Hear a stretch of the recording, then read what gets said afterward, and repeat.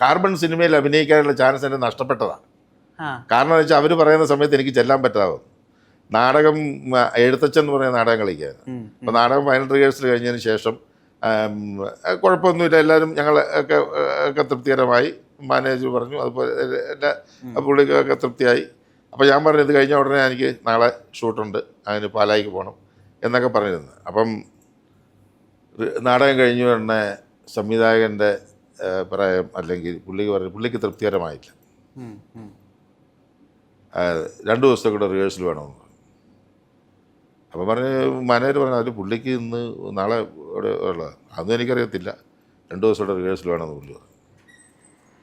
അപ്പോൾ ഇങ്ങനെ പ്രശ്നമായി വന്ന് പറഞ്ഞു. ഞാൻ പറഞ്ഞു അതിനെന്താ, നാടകമല്ലേ നമ്മുടെ ഇതായിട്ടുള്ളത്, എത്രയോ സിനിമകൾ വന്നു പോയിരിക്കുന്നു ഇതായിട്ട്. ഞാൻ എന്നെ അവിടെ വിളിച്ചു പറഞ്ഞു എനിക്ക് വരാൻ പറ്റത്തില്ല എന്ന് പറഞ്ഞു. അപ്പോൾ അതിൻ്റെ അസോസിയേറ്റ് ഡയറക്ടറായിട്ടുള്ള നമ്മുടെ സജിമോൻ എന്ന് പറയുന്ന ആൾ, അതായത് മലയം കുഞ്ഞ് സംവിധാനം ചെയ്തു, അതിൻ്റെ ആ ഡയറക്ടറും പിന്നെ ഒരു രഞ്ജിത്ത് എന്ന് പറയുന്ന അസോസിയേറ്റും വേണു സാറിനെ വിളിച്ചു. സാറേ ഇന്നൊരു അയക്ക് വരാൻ പറ്റത്തില്ലെന്ന് പറയുന്നില്ല, എന്താ ചെയ്യുന്നത്?